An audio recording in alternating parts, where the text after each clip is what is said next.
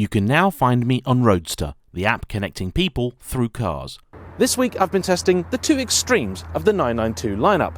I began with the car that everybody wants, the GT3, and I have to say, if you're willing to commit to it, that is a car that is simply mind-altering.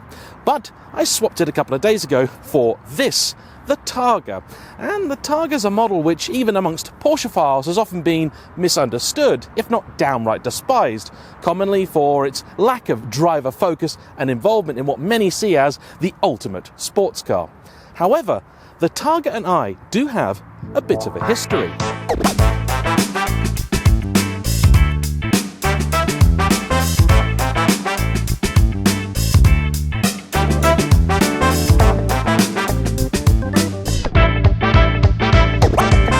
In a past life, I worked for an independent Porsche specialist, and we had, amongst other things, a 964 Targa. That, of all the cars we ever had, was probably my least favourite, until I drove it. You see, I never really understood the old-style Targa top because it didn't look very good to my eyes, and there wasn't actually anywhere in the car to put it, which meant that here in the United Kingdom, you're almost certain never to take it off because there are very, very few days you trust the weather that much to leave your roof at home. However, a customer came in looking at that car and I had to take it out. And it was then that I had a revelation. I didn't care how the car looked or the fact that you're probably going to get wet eventually in it. It drove absolutely wonderfully, and the Targa top for me really did add to the experience. Later, I convinced my mother to buy a 993 Targa, a car that we did up and then moved on. And we sold that, we felt very lucky to get this amount for it, for £22,000, having spent over £8,000 doing it up. How times change. The 993, 6 and 7 generation of 911 introduced a new style of Targa that wasn't particularly well received. It was effectively an enormous oversized sunroof with a piece of glass stretching almost from side to side that would then slide back, essentially giving you the Targa experience but without having to remove or store the panel. However, the system was notoriously fickle, had a reputation for breaking frequently and in very expensive ways, and I recall when my father wanted to buy a 997, he asked about getting a Targa and was told point blank by his dealer, "Don't do it, they will rattle and then they will break." Hardly confidence inspiring. For the 991 generation of car, and continued here in the 992, Porsche decided to go a very different route with the Targa, and they've done what I think the 911 should always be about: blend the old and the new. So what you have looks very much like the old school 1970s and 80s Targas, but unlike those which had a manually removable section, this whole canopy here is fully automated and, quite honestly, a piece of automotive artwork. Historically, a 911 has never been a particularly showy car, but this is pure and simple theatre. And the Targa's looks really do give it a very unique presence on the road. Most 911s, including fairly fruity ones, go pretty much unnoticed, but the public approval on this is through the roof. In fact, I'd say it gets more looks and stares than the GT3. And the all-important small boy approval factor, which any man trying to buy a car to impress his son will know about, is sky high here. People love the Targa. I've never been a particularly big fan of the 992, and I've many reasons for this. The simple truth is that for me, the 911 is an iconic car. There is little else in the sports car world that's been around for this long and yet remains instantly recognisable. Yes, the Corvette is now in its 8th generation, but even a C5 really bears almost no resemblance to a C1. The same for Ferrari. The F8 Tributo was a deliberately nostalgic attempt to recreate some of the greatest hits of Ferrari's past, yet it wasn't a carbon copy of a 308. The BMW M3 I think really doesn't count because it's a sporty version of a regular production saloon car. Yet if you took somebody straight out of 1963 and showed them this without any badges on, they would still know it was a 911. You see, the thing is, people associate these cars with being cool because people like Steve McQueen bought them. However, Steve McQueen didn't buy it because it was cool. It became cool because Steve McQueen had one. He bought it because he liked driving. And with this car, I feel like Porsche got a little bit distracted with being cool rather than being good. Take the 991, for example, a car I didn't really want to like because the regular models moved to turbocharging and the car got quite a bit larger. However, it was still, certainly in the .2 generation, an excellent drive. The interior of the 911, for example, has rarely been a very special place compared with, say, a Bentley, a Rolls-Royce, a Ferrari or a Lamborghini. In fact, the 993 is a mess because it was an interior that hadn't changed dramatically in the 30 years the car had been in production. The 996 was pretty low rent and fairly naff, and it was only in the 997 where these cars got an interior that actually felt like a half-decent place to be. Even the 991 was simply logical and functional, not particularly special, unless you went really to town with the options list. However, with this, they really messed up. This whole cockpit is a masterpiece of form over function, the exact opposite of everything a Porsche should really be about. Where do we even start? Well, let's begin with the bit that you look at, the dashboard. In the middle, you have a nice analog, if desperately retro, tachometer. That I don't mind. But it's flanked by a pair of screens, half of which you cannot see because the steering wheel obscures it, including the all-important temperature and fuel gauge over here. This, to me, is frankly baffling. As it happens, this little button here is genius because whatever mode you're in, if you press it, it will give you 20 seconds of absolutely everything in maximum attack, making it ideal for quick overtakes when you weren't otherwise pressing on. Moving to the middle, you have this very, very odd area that is, quite honestly, a catalogue of errors. The Brawn shaver, which looks frankly like a child's toy, is absolutely pathetic, both to look at and to use. Entirely unintuitive and really not the sort of thing you should find in a proper sports car. Even some of Porsche themselves agree with me on that one, because in the GT3 you'll find a much more traditional lever. It is an ergonomic and visual disaster. You see, in most normal automatic cars, to move into manual mode, you simply click the lever left, something you can do without taking your eyes off the road. But here you have to press a button, which is right next to the parking brake. Now, I doubt it's going to let you actually put it into park on the motorway, but it's still very, very stupid. You have the same thing over here for the window controls. All of the buttons for the wing mirror controls and the window are flush and level. Now, the windows you can sort of feel and tell where they are. I guarantee you that more or less whatever it is that you actually drive, the wing mirror switches will be far more intuitive. Just think about it for a moment. I bet they are. Moving back to the centre, you have the lint moat around the gear lever, a nice little function to really give your detailer something to worry about, and then a totally inexplicable piece of glossy black plastic either side. Now, in other cars they actually have some buttons there, so it serves some sort of purpose, but here you don't. Then you have the absolutely atrocious cup holder, a shame and a travesty compared to the gorgeous pieces of art that came before it, and it also gets in the way of the handbrake down here. The centre display here is the now obligatory touchscreen. I'm grateful that Porsche have at least left some physical controls for the cabin air temp and fan, but everything else is accessed through the menu up there. And it's quite frankly baffling. What's really confusing is the fact that it's not actually the exact same system as in the GT3 I just handed back, and I'm not sure which one is the newer. For 2022, Porsche are apparently finally introducing Android Auto. Why that wasn't in their cars a long time ago, I really do not know, and that seems like a very, very strange oversight for a car made in this day and age.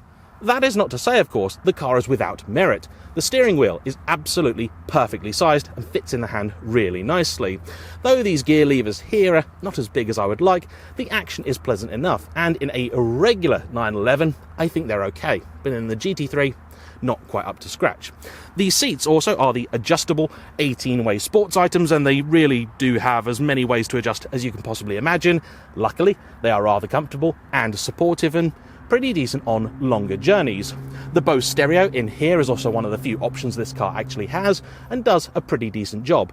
But for audiophiles, I'd say the Burmester is an option well worth having. As you can tell from the comically long badge on the back, this is the Porsche 911 Targa 4 GTS. That means this is currently the top of the Targa tree. Porsche, as far as I'm aware, have never made a Targa Turbo. Oddly, last year we got a special edition Targa, the Heritage Design Edition, and that didn't actually use the GTS as its base, instead having the 4S. The interior of that car did feel a little bit more special, had some rather unusual material choices. Porsche trying to bring corduroy back, apparently. The GTS is currently, and likely to remain, the best equipped and most powerful version of the Targa. As it happens, this car has a list price of about £1,000 less than the GT3 I just drove, although as we all know in the real world, if you do want to buy a GT3, you're going to be paying quite a bit more. Most interestingly, as the Heritage Edition is now finished, several people are trying to sell those on the second-hand market for a significant premium. Porsche Silverstone themselves even had one for sale at £180,000, which I think is rather daft for a car that wasn't even that much of a limited edition. They made 992 of those, and I'd be surprised if they sold that many of these here in the UK at least. Thanks to the base Porsche lineup now being all turbocharged, this car actually has near GT3 levels of power as well. From its 3-litre, twin-turboed, twin-intercooled flat 6, you get 480 horsepower in the GTS, 510 in the GT3, and 420 pound-foot of torque. That's 570 newton meters. That's about 20% up on the GT3, although unsurprisingly, because of the massive weight penalty, this is in practice quite a bit slower if you're into the numbers thing. And if you are into the numbers thing, we should probably talk about options. This car has in total around £12,000 worth, which I have to say is actually quite reasonable in the world of the sports car today. And it's split between things which you would expect to be options, like the upgraded and very good LED headlights, the Bose Stereo, and the fancier seats, and stuff which really shouldn't be optional at all, like the electric folding mirrors for £240, and my personal least favourite, the Gts Interior, which I hate for 3 reasons. First off, it is a GTS, so why isn't the GTS Interior standard? Secondly, it's basically contrast stitching and a bit of extra Alcantara. That should be a few £100 option, not the £3,000 that it is. And finally, you don't actually even get the contrast stitch on the steering wheel. The one thing you're looking at all the time doesn't have it. Finding a direct rival for a 911 has always been a very difficult task. With the Targa, it's nearly impossible. But there are a few cars that I've experienced recently which I think will provide a good yardstick for it. You could pick up something like the Mercedes SL63, now discontinued, but for half the price of the Targa, you could get a reasonably late, very well-equipped example of a car that is another premium convertible with a proper folding hardtop. You've also got a selection of Jaguar F-Types in both 4, 6 and 8-cylinder guises, and for the same price as one of these new, you could get a fully optioned 575 horsepower F-Type R and about 25 grand in your back pocket. Then at sort of just a bit more money, you could get a used Ferrari Portofino, or for quite a bit more money, you could get a Portofino M. So there is, in theory, a lot of competition out there. You might also consider an Aston Martin, but I haven't driven any of the new generation of convertibles, so I can't draw direct comparisons. Handily, unlike the GT3 I drove last week, this is a car that in theory you can simply walk into any Porsche dealer, place an order for and buy. So then, should you?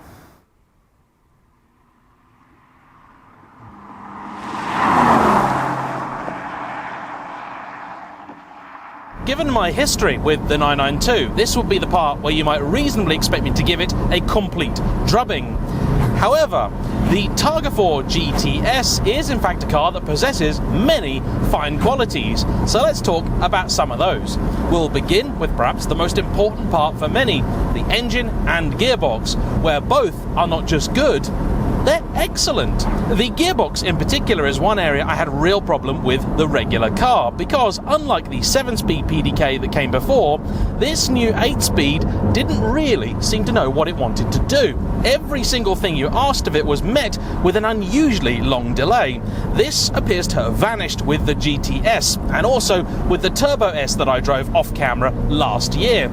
In automatic mode, if you were to criticize this for anything, you might say it's just a little bit too keen to change gear. Sport mode in particular, you'll be going along and you want to make a very sensible overtake without needing too much throttle, and often you'll find the car changing down 2, 3, sometimes even 4 gears, and it feels often quite unnecessary. But slip the car into manual mode and you'll find that at all times it responds both smoothly and briskly. Manual mode is also the place where you'll get the best feel of what this engine is all about. From about 1 to 2,000 RPM, it does struggle. However, from 2 to 4, it pulls with a real ferocity. However, get the engine spinning beyond about 4,000 RPM and it responds in a way that is not quite, but very close to naturally aspirated. Even more pleasingly, get it to around 5,000 RPM and it picks up pace in a way that is very alien to the vast majority of turbocharged lumps. The last 500 RPM is even accompanied by a very distinct and noticeable increase in volume, which means that this car has a quality very few modern cars do. When you've got the windows down and you've got all the air rushing around you, you can actually still hear it. And more than that, you know when you need to change gear. You also cannot deny the pace of this thing.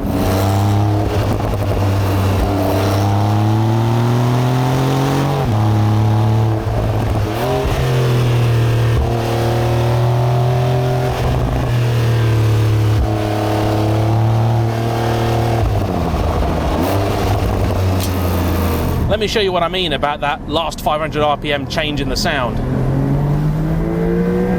Hear it? Let me give it to you again. Quite addictive, that.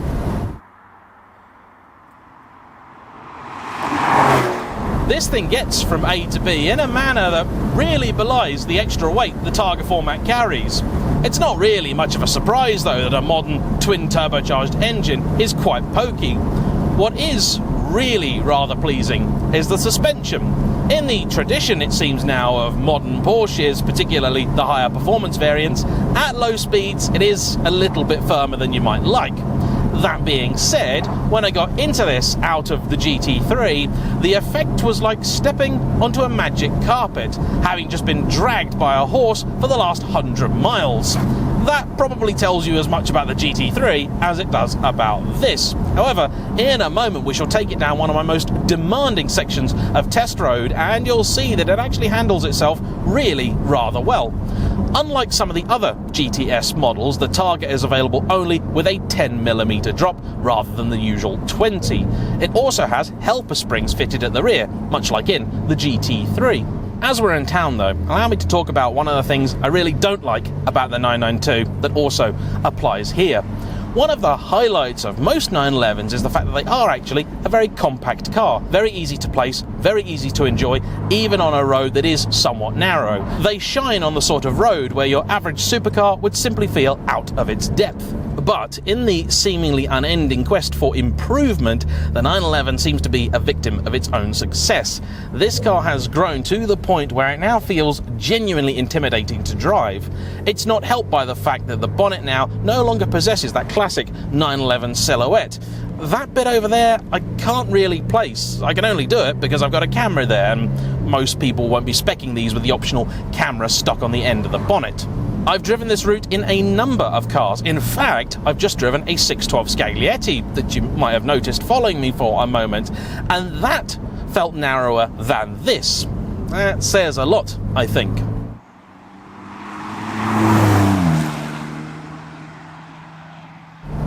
Back then to that suspension.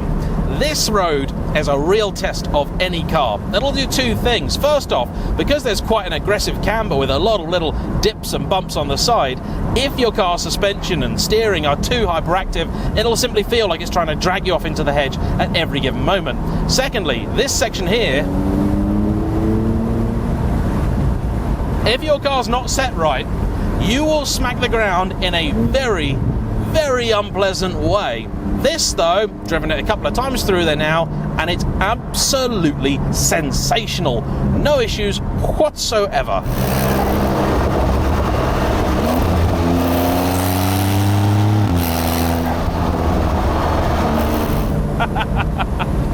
It can put a smile on your face when the mood takes you, this car. It really, really can. Let's then talk about something else, and one area that I think this car isn't quite so good. Steering. It is, I believe, a little bit better than the Carrera. However, it's still far from brilliant. It's got a nice weighting to it. In fact, I'd say in a lot of circumstances, it feels a bit too heavy. It does seem to weighten up in the bends, and the chassis and steering work together to give you a real confidence. I've yet to find this car's limits, and I assume they are ridiculously high. Only a couple of times have I felt the chassis really moving at all, and when it has, the four-wheel drive system has intervened nicely, smoothly, picked up the slack, and you've just kept going. It's never felt anything other than rock steady. If you want your 911 to have that classic sort of bob and weave and very sort of wandering front end, you're not going to find it here. In fact, if you like your steering to have any sort of real feedback, it is sadly entirely absent. It also raises, I think, a really key point about the 992 because, as maybe alluded to earlier, this setup here has a ludicrous amount of things that you can change. In fact, this car has the Sports Chrono Pack, and you can set by what percentage it will allow you to deviate from your line on a track before discounting the lap. You've got all sorts of different things you can change, but there's a few things missing, including a setting for steering feel. I think there'd be a lot of people who would find this far too heavy to want to deal with on a day-to-day basis. And in fact, when I've been using this car on more normal journeys, simply commuting, I would say actually the steering is a bit too heavy. Because it's electric, there'd be absolutely nothing stopping them having a comfort setting for it to lighten it up. I don't know why they don't offer that. Likewise, the annoyingly placed handbrake button down here, I haven't yet found an option to get that to turn on automatically. So why have they made it then so inaccessible? Also, the heating. This being a Targa convertible type thing, your legs do often get a little bit chilly. That's just the way these things work. Now, they've got some vents down here, which is nice, but there are no vents up here, so your left hand does get quite cold, and so do your feet. They have, in the climate control screen, an option to make the footwell cooler than the rest of the car, but there isn't one to make it warmer. Why? Why not? I don't know. More good things then. The scuttle shake is not actually that bad. It is there, it is detectable, but only really in trace quantities. At no point during the sort of 1,000 miles I've put on this car already have I gone, oh, bit scuttle shaky there. It's absolutely fine. That's really not a problem. That's a very timely reminder to talk about something I'd nearly forgotten. This car's had its tyres set to a few PSI under what Porsche recommend, and I assume this has been done deliberately. I'm sure Porsche didn't send me out in a car with less tyre pressure than it should have. This thinks it's got nearly half a bar less than it should, but it's already at 2.5. That's already reasonably high. Most cars I'd run at sort of closer to 2. So if you put nearly 3 bar in this, that's well over 40 PSI, and that's not exactly odd because a lot of Porsches run that, yet it keeps pinging at me and telling me I need to put more air in it. It's very frustrating. I haven't worked out a way yet to tell it to go away. I'm sure there is, but if Porsche have sent the car out like that, that does tell you they think with the full amount of pressure in, it's probably a little bit too firm. Never mind. It doesn't get in the way of your fun, so I'm not really that worried about it, and let's enjoy this car just a little bit more.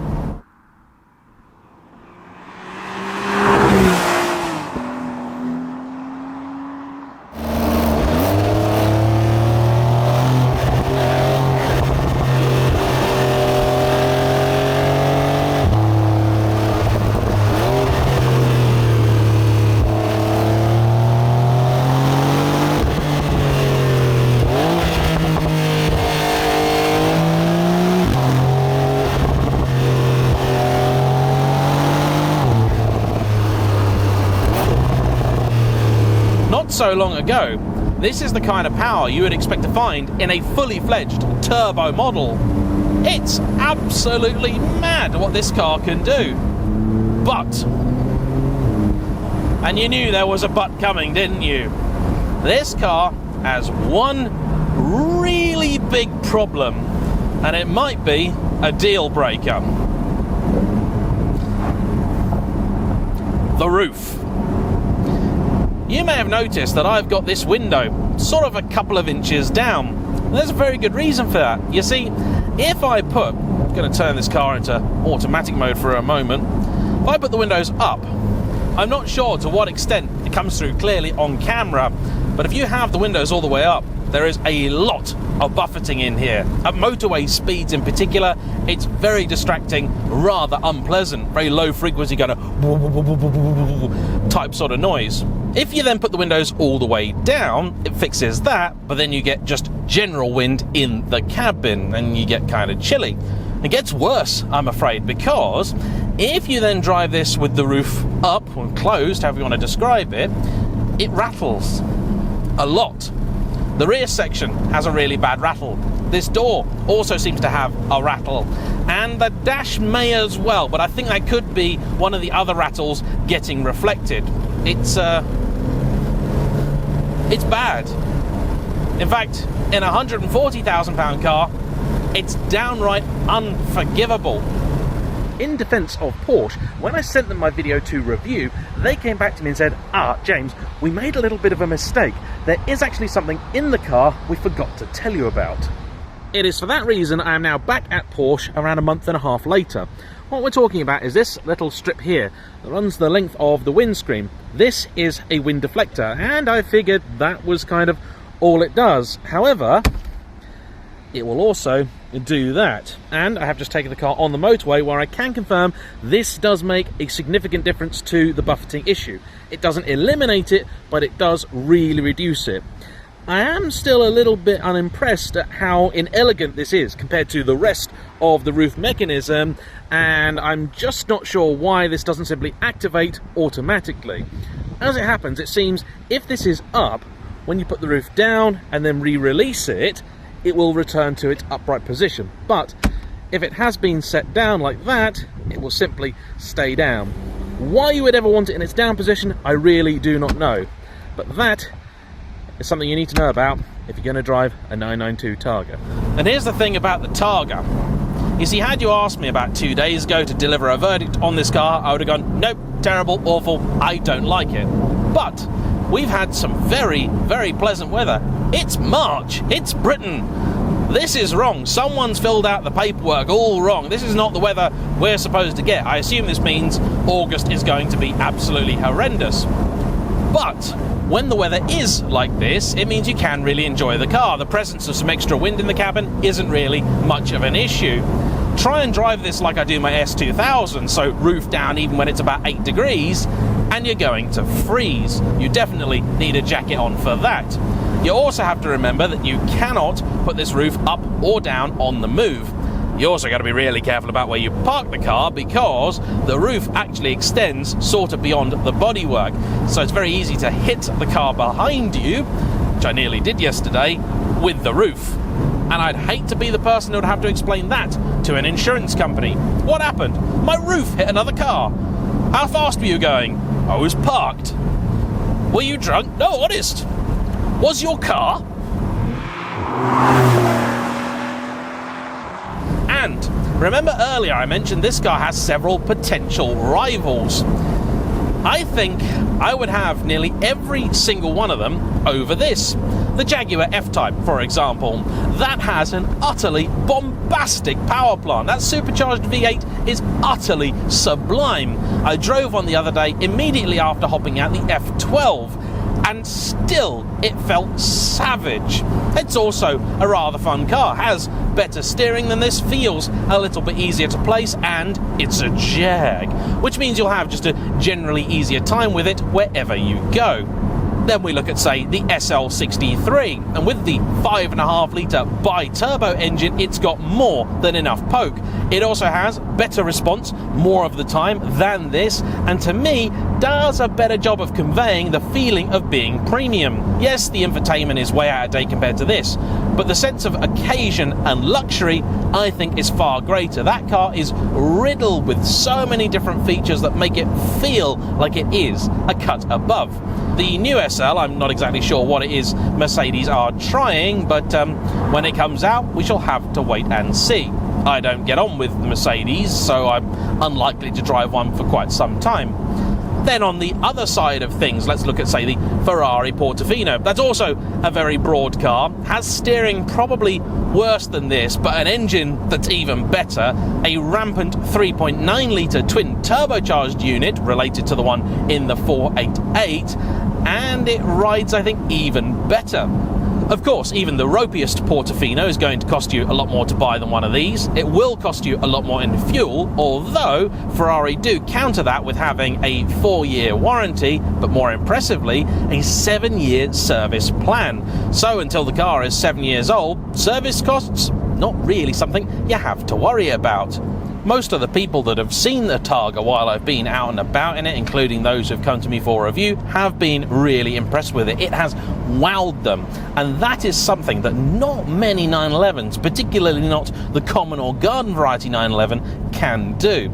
So I suppose in many ways this really is a very, very good car. Great engine, very good gearbox, extremely quick point-to-point, a suspension that is surprisingly supple when you begin to press on. Another item this car does very well, and traditional Porsche strong point, is the brakes. This has the standard steel items, and for me, they seem absolutely fine. I can see why a few people don't like them, because you do have to press the pedal a little more than you might expect to get them to stop the car, but that's pretty common to many a Porsche. And there is a moment when you've begun to slow the car down where it seems like the brakes are running out of power. Push through that though and you'll find a pedal which is linear, responsive, and more than capable of bringing this car to a stop no matter how quick you were going. The car then overall is dynamically very good, but £140,000 is a lot of money. And if you lived in America, south of Spain, Italy, somewhere that is so warm you really don't worry about having the windows down with the roof, I think it would be okay. But we don't live there. We live in a country where it's rarely like this, certainly in March. And that means that the one thing about the Targa, which is really its party piece, is also its biggest weakness. So although I'd say I've warmed to this in a way that I didn't the regular Carrera, if you are considering one of these, please do make sure you get an extended test drive, because I think there's enough in this car that might put people off. It is worth a proper go before you commit. A very big thank you to Porsche for lending me this car for a little bit longer than usual. It has actually been a real help and allowed me to get under the skin a little bit more than I normally might. Thanks to you for watching. Don't forget to hit the like button, comment down below, subscribe if you haven't already, and we shall see you all for the next one. Bye bye.